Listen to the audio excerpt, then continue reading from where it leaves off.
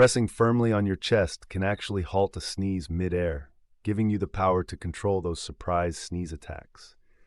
Imagine being able to stop a sneeze dead in its tracks just by applying pressure to your chest.